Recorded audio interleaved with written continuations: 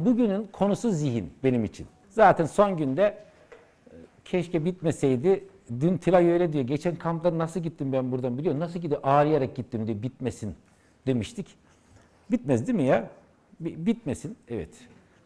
Çünkü zihinle zaman doğru orantılı. Zaman durduğu zaman zihin duruyor. Virgül zihin durduğu zaman zaman duruyor. Ben bunu anlayınca anladım ki zihni ne kadar az çalıştırırsam o kadar geç öleceğim. Evet arkadaşlar bu Einstein'ın bir teorisi o böyle şey var ya zamanda yolculuk var ya şimdi ben zamanla aynı hızda gidiyorsam nasıl ölebilirim ki?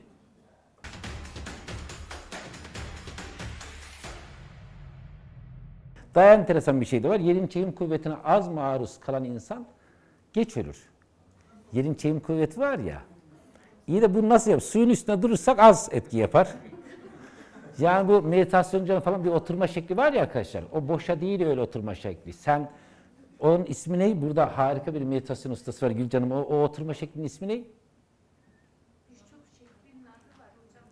Herhangi birisini söyle nasıl olsa bilmiyoruz yani inanırız. Öyle değil mi? Yani böyle lotus. Yani o oturma şekli arkadaşlar yerin çekim kuvvetinin en az olduğu şekil. Dolayısıyla uzun süre o şekilde meditasyon yapan geç ölecek demek. Veya değiştiriyorum. Nefesimiz sayılı ya. Nefes alışverişimiz sayılı ya ölümümüze göre. Az nefes alırsam hani ne deniyor arkadaşlar bize? Nefesi hızlı al ama yavaş ver. Mesela insanlara teknik öğretecek olsaydım ilk önce şunu öğretmek isterdim herhalde. Gerçi nefes konusu bir senin konusu değil mi? Sen duymamış ol ya. Çünkü arkadaşlar hani dışarıdaki bir kadına laf atabilirsin de içerideki kadına laf atınca ya az önce birisini dinliyorum da kadınlar dayak yiyen kadınlarla alakalı birisi bir konuşma yapmış. Bir mafya babası varmış. Mafya babası yağıyor, gürlüyor falan da dışarıda eve varınca kedi gibi oluyor. Ben o Tuğçe'nin anlattığı o Samsun semineri var ya arkadaşlar. O tarz seminerler işte bir yerde 800 kişi, bir yerde 2000 kişi seminer bitiyor 2 saatte, imza bitmiyor 5 saatte. Nasıl havalı eve gidiyorum? Eve varana kadar havalıyım yalnız. Ya ondan sonrasını söylemiyorum. Ya orada normal hayata dönüyorsun. Giderken ayaklarım bulutta ben zaten böyle hani kişisel gelişim fazla ego var değil mi? Zirve noktada ego. Öyle değil mi? Kişisel gelişim ondan dolayı gıcık oluyorlar. Egolu oldukları için yaparım, ederim falan hepsi yalan söylüyor. Yani o da benim ya. Şimdi ama eve varınca gerçek hayatla karşılaşıyorsun. Yani ekmek almadın mı? Ya çöpü dök. Ya arkadaş yani az önce sonra diyorsun ki ben mutlu olduğum yerde olacağım. Ben hep seminer vermek istiyorum. Sonra hanımefendi diyor ki sen diyor herkese huzur dağıtıyorsun, milletin dertlerini alıyorsun, sıkıntılar çözüyorsun.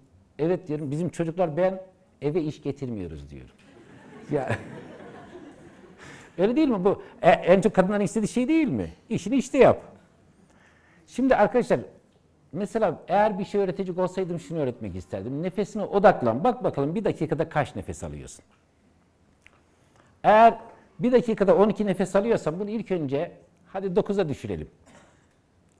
Farkında olmaya başladıkça o yavaşlamaya başlar. Şu anki nefesiniz nasıldır? Mesela nefesten bahsettim ya hemen nefes birdenbire normale dönmeye başlar. Sonra o 9 ya bir müddet sonra o 6'ya düşer arkadaşlar. Bir müddet sonra 3'e düşmeye başlar. Ve şunu fark edin. Mesela sinirlendiğimiz zaman, kötü bir haber geldiği zaman nefes alışverişimiz nasıl oluyor?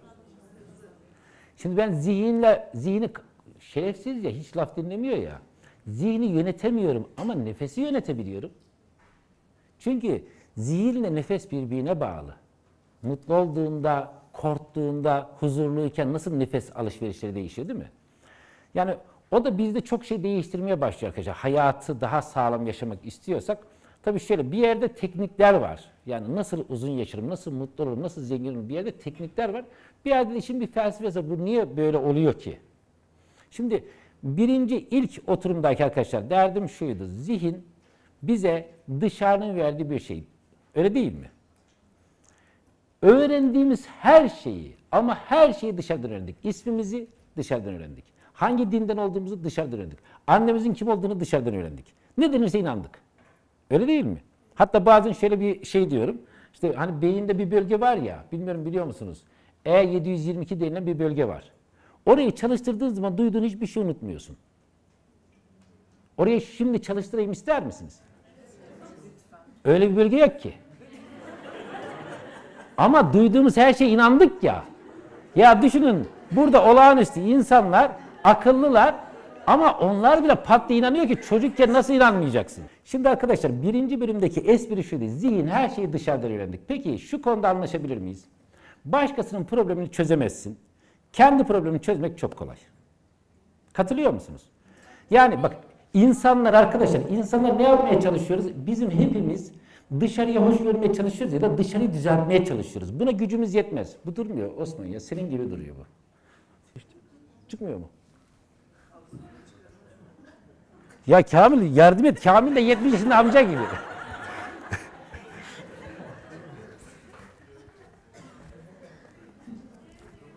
Ya ben böyle konuşurum. Böyle değil. Açık mı? Teşekkür ederim. Şu böyle iyi değil mi arkadaşlar? Tamam. Şimdi arkadaşlar başkalarının problemini çözmek zor değil mi? Arkadaşlar iddia ediyorum hiç kimseyi düzeltemez. Evlenirken şöyle evleniyorsun. Kız güzel ama olsun biraz gerizekalı ama olsun ben evlenince anlatırım onu düzeltirim. Sonra ya da işte bir erkeğe bakıyorsun. Yakışıklı ama parası da var ama birazcık ahlaksız duruyor. Olsun ben düzeltirim onu. Sonra evleniyorsun 20'li geçe düzelen kimse yok. Katılıyor musunuz? Kendi çocuklarımız düzeltiriz diyoruz değil mi? Dışarıyı düzeltme şansımız yok arkadaşlar. Düzeltebileceğimiz tek bir kişi var, o da kendin. Etkili İnsanın 7 Alışkanlığı kitabında bu çok güzel anlatılıyor. Diyor ki, dışarı çok fazladır ve bunu değiştiremezsin. Çok fazla gücün yetmez. Orada tabii şöyle bir felsefeyle gidiyor. Bir etki alanın var, bir de ilgi alanın var. Eğer ilgin dışarıysa etkin çok azdır. Ama ilgin içeriye ise, kendine ise o zaman etkin çok büyümeye başlar. Çünkü dışarıyı değiştiremiyorsun.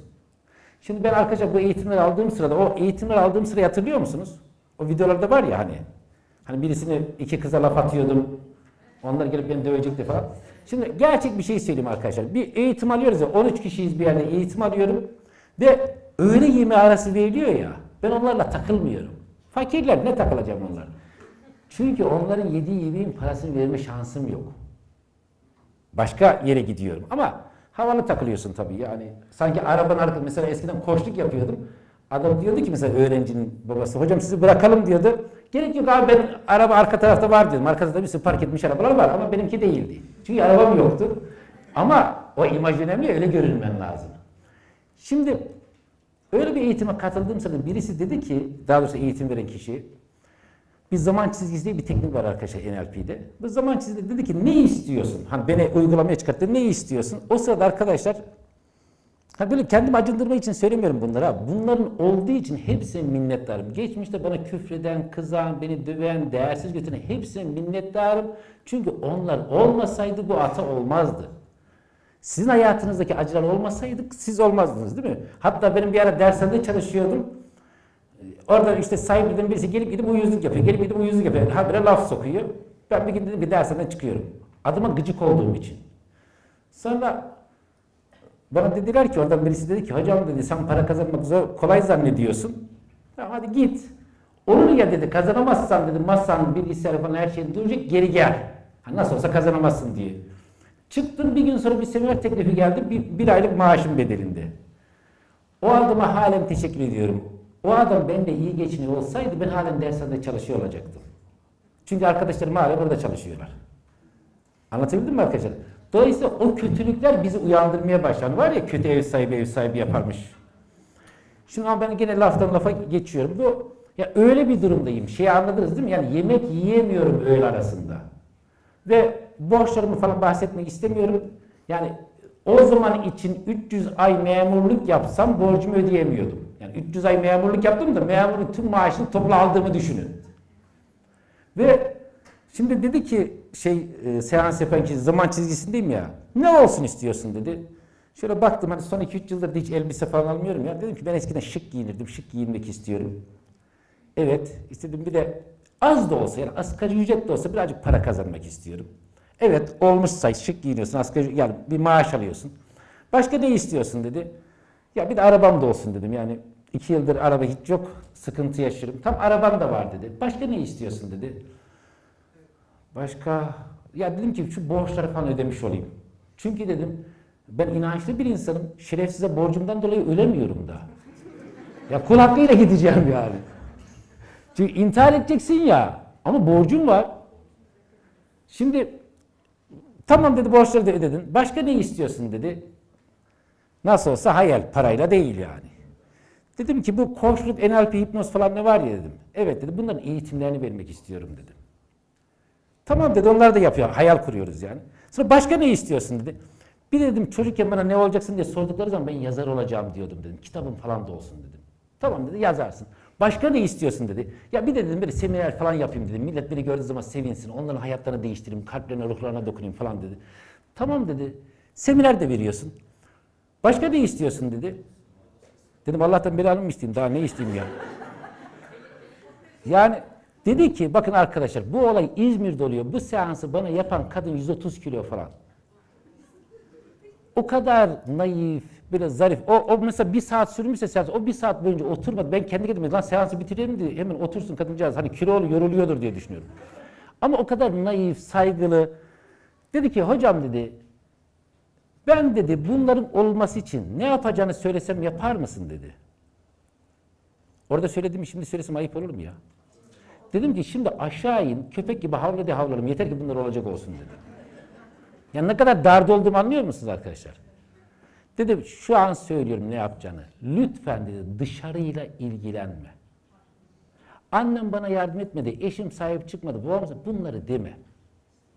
Sadece kendinle ilgilenirsen söz veriyorum bunların hepsi olur dedi. Bu o kadar önemli bir şeymiş ki arkadaşlar insanları yargılamamak. Neyse nereden nereye atladık ya. Şimdi konu şuydu ya arkadaşlar. Zihin ya konu. Zihin neydi? Başkalarının verdiğiydi ya. Sonra adam bir tuzak bir şey söylüyor. Başkalarının problemini çözmek zordur. Doğru mu? Ve hem niye ilgileneyim ki başkalarının derdiyle? Kendim varken. Öyle değil mi? İşte arkadaşlar zihin bize başkalarının verdiği problemler. Zihin biz değiliz. Hatta şöyle bir cümle söyledim az önce hatırlıyorsunuz birinci oturumda. Güneş ışıkları, şu an ışık süzmeleri var ya, şu arada tozlar olursa ışık kirlenir mi? Işık, yani toz zerreciklerinden dolayı ışık hüzmeleri kirlenmez. Bizim harika bir özümüz var, harika bir ruhumuz var. Zihinde ışık, o toz parçacıkları. Ama problem şu, burada anlaştık değil mi? Başkalarının problemiyle ilgilenmeye gerek yok, zihinde başkalarının. Diğer önemli taraf şu arkadaşlar, bunu yazın lütfen. Tek problem özdeşleşmek. Zihindeki olan şeyler biz özdeşleşiyoruz. Hani işte korkumuz, değersizlik duygusu, zihinde ne varsa bunlarla özdeşleşmişiz. Kendimizi, bu adam sinirli bir adam, sinirli. O sinirle kendimizi özdeşleştiriyoruz. Yani şu an kendimize dair ne varsa arkadaşlar, o etiketler var ya, mesela şu anda bir etiket olabilir değil mi? Şurada ne yazıyor? Şimdi isimlerimiz yazıyor değil mi? Onlar ne? O etiket biraz sonra bu kap bittiğinde onu bırakıp gideceksin. O sen değilsin. Ama biz o etiketle özdeşleşiyoruz. Hayır. Ben sende kalmam lazım. O etiketle beraber olmam lazım. Bu otelden çıkamam. Çıkarsam intihar ederim. Anladınız mı arkadaşlar? Bizim zihnimize verilmiş bir şey bizden çıkartılacak olduğu zaman diyoruz ki aman ha ben buyum. Ben sinirliyim işte. Beni böyle kabul edin. O zihindeki olan şeylerle arkadaşlar bizler özdeşleşmişiz. Bundan kurtulalım değil mi? Videomuzu beğenip beğen butonuna bastığınız için, bundan sonra gelecek olağanüstü videolar için abone ol butonuna bastığınız için ve bizi Facebook'tan, Twitter'dan, Instagram'dan takip ettiğiniz için sizlere minnettarım güzel dostlarım. Sevgiyle kalın. Hatta aşk ile kalın.